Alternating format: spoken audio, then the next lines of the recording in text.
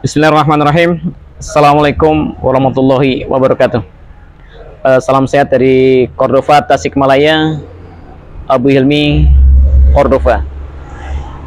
Di sini kita akan membahas tentang konsep 478.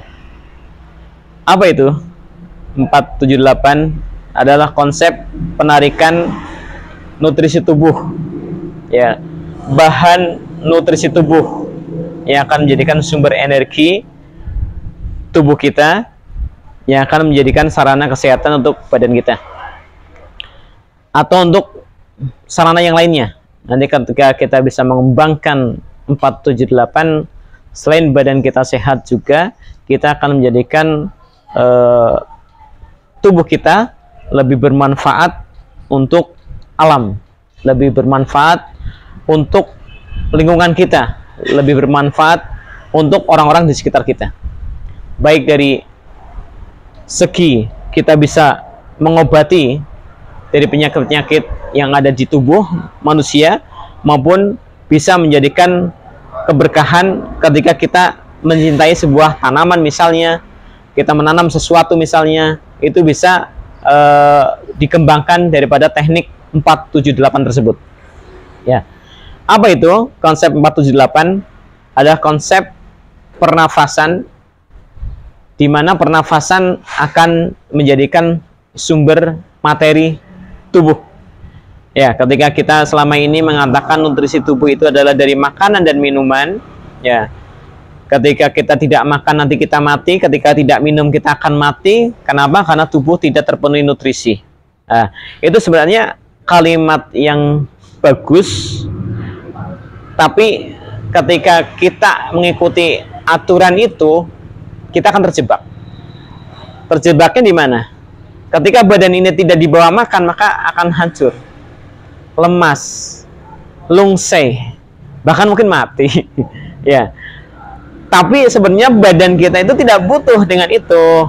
Ya, tidak semata-mata butuh dengan itu, sehingga kita harus memaksimalkan makanan dan minuman. Ya. Karena yang dibutuhkan dari tubuh kita berbicara tentang tubuh kita, berarti kita berbicara tentang organ-organ dalam tubuh kita, berarti kita berbicara tentang sel-sel dalam tubuh kita.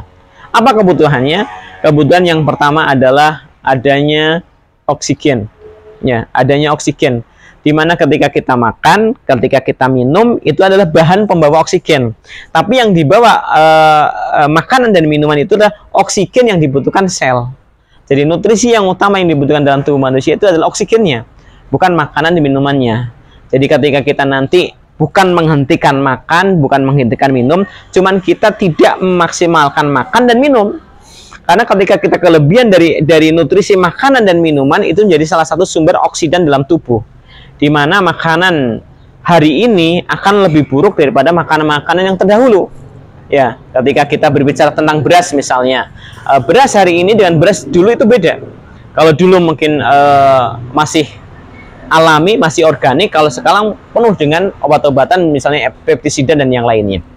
Dan itu akan memperburuk sifat makanan. Dan juga makanan-makanan yang lain, olahan-olahan yang lain, ketika kita memaksimalkan nutrisi dari makanan dan minuman, justru oksidan dalam tubuh kita akan tambah bernumpuk. Tapi ketika kita tidak memaksimalkan itu, yang dimaksimalkan adalah oksigennya, maka tubuh ini akan tercukupi tanpa harus menumpuk oksigen, tanpa harus oksigen itu meracuni badan kita. Karena kalau kita memaksimalkan oksigen itu dihasilkan daripada alam, ya, sirkulasinya ketika malam hari dia dibersihkan oleh pohon-pohon, kemudian dikeluarkan lagi, kemudian disinari oleh matahari, dimatangkan oleh matahari, kemudian dihirup oleh kita, itu akan menjadi nutrisi yang paling baik daripada makanan dan minuman. Ya, bagaimana caranya? Konsepnya. Konsep yang pertama kita lakukan, kita memiliki kaidah 478, itu 4 detik, 7 detik, 8 detik. Ya, rata-rata ketika menarik itu rata-rata 4 detik. Ya, rata-rata 4 detik, baik itu secara pelan-pelan maupun secara kencang. Tujuannya tadi adalah untuk menambah nutrisi dalam tubuh kita, karena yang dibutuhkan dalam tubuh kita yang utama adalah oksigen. Aplikasinya bagaimana? Pertama, ketika kita menarik, posisinya duduk atau tidur, ya. Kalau bagi mereka yang lemah, mereka yang sedang sakit, ya paling baik ya tidur telentang. Kalau yang punya sesak, tidur telentang tapi badan agak naik ke atas. Kalau yang sehat, paling baik itu duduk. Nanti ada yang terjadi ketika kita melakukan 478 itu, pergerakan sel yang dimulai dari bawah sampai ke atas, sel dalam tubuh kita. Ketika posisi duduk dengan tidur itu hasilnya juga beda, ya. Tapi kalau bagi kita yang ingin memperjelas, untuk penjagaan bagi mereka yang masih sehat, kita lakukan 478 itu dengan cara duduk, ya. Nanti yang terjadi apa? Ketika kita menarik 4 detik, kemudian menahan 7 detik, kemudian membuang 8 detik. Ketika menarik dan menahan itulah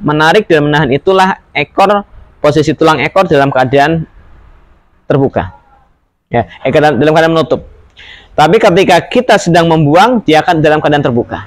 Nah, ketika ekor dalam keadaan membuka, posisi energi, posisi nutrisi oksigen itu ada di perut. Nah, tapi ketika ekor itu menutup, maka posisi energi atau nutrisi dari oksigen itu akan mengalir ke atas. Nah, ini pentingnya oksigen itu mengalir ke atas lebih banyak, itu akan merintah daripada sel-sel di mana di atas organ, ya, paling atas dari tubuh kita itu, di sana ada otak yang notabene-nya ada otak sadar dan otak tidak sadar, ada otak besar dan otak kecil. Ketika oksigen maksimal ke bagian atas, nutrisi otak akan tercukupi, baik yang besar maupun yang kecil, otak sadar maupun otak tidak sadar, sampai ke pada titik yang disebut dengan pituitary gland, ya, di mana organ pituitary gland yang nanti akan menghubungkan kepada talamus atau yang disebut dengan hipotalamus, itu adalah organ yang menyuplai, mengatur semua hormon dalam tubuh kita. Nanti hormon itu banyak. Ketika hormon itu bekerja, hormon itu yang akan memerintah apa? Memerintah sel untuk menarik daripada kode-kode kimia nutrisi dalam tubuh. Misalnya jantung nanti ada kodenya tersendiri, lambung ada kodenya tersendiri. Nah, makanya ketika bagian atas di hipotalamus dimasukkan nutrisi oksigen lebih banyak, maka dia akan bekerja memerintah lebih baik dan lebih maksimal untuk memproses organ ini harus bergerak kemana, organ ini harus menyerap atau membuang, kapan dia memiliki oksigen berlebih, kapan dia memiliki nutrisi berlebih atau berkurang. Nanti akan yang memerintah adalah hipotalamus.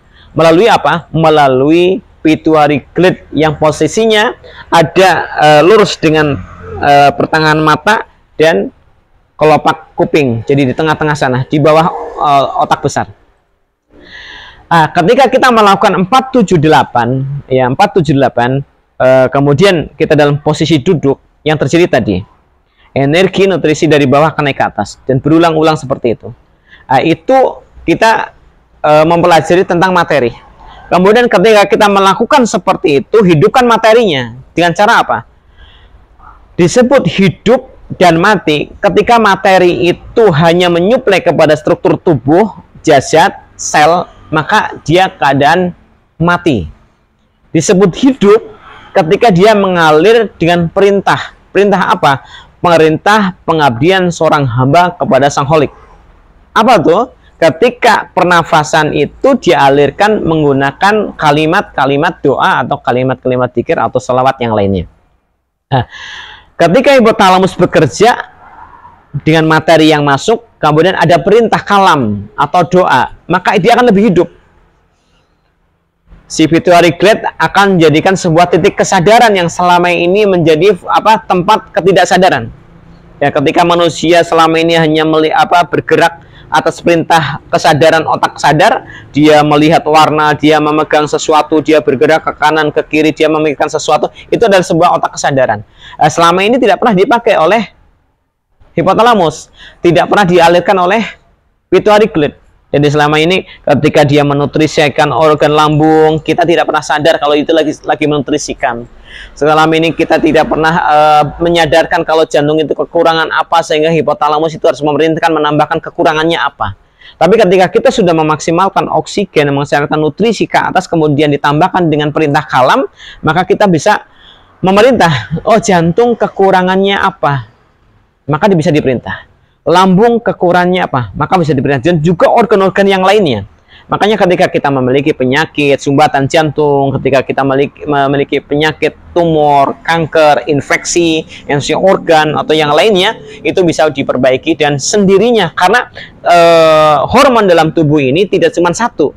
Dia memiliki kode-kode tertentu kapan dia harus dinaikkan dan kapan dia harus diturunkan. Sekian gramnya ditambahkan, sekian gramnya dikurangi. Itu yang mengatur siapa? Adalah pituitary gland atas perintah hipotalamus. Kapan hipotalamus bisa merintahkan seperti itu? Ketika kita bisa menyadarkan otak bawah sadar kita dengan cara melatih nutrisi yang masuk dalam tubuh kita, bukan makanan dan minuman, tapi oksigen yang dimaksimalkan. Dengan cara apa? Tadi 4, 7, 8. 4 detik kita tarik, 7 kita tahan, 8 kita keluarkan.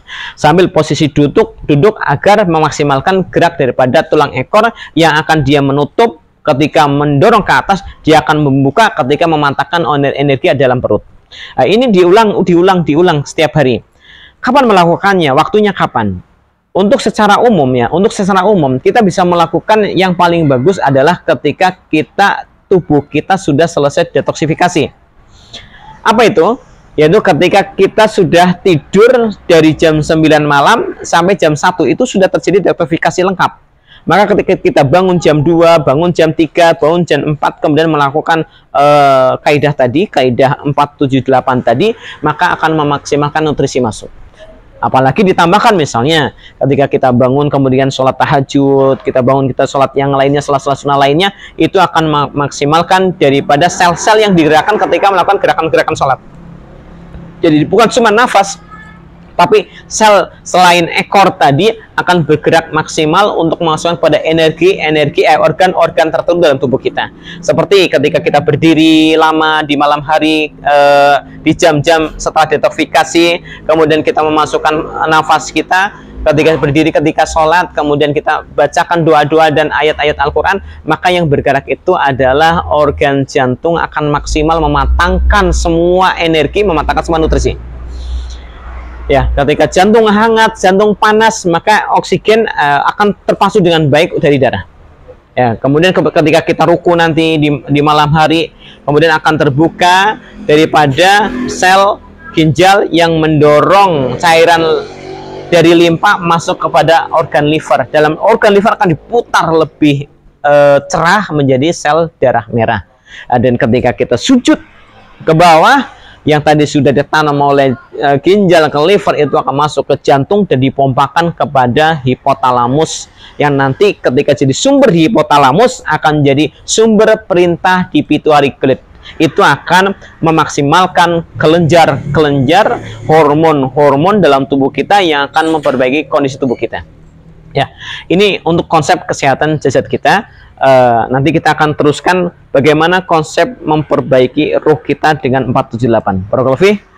Salam sehat dari Tasikmalaya, Cordova Tasikmalaya. Assalamualaikum warahmatullahi wabarakatuh. Salawat dan salam terserahkan untuk uswah kita Rasulullah Sallallahu Alaihi Wasallam.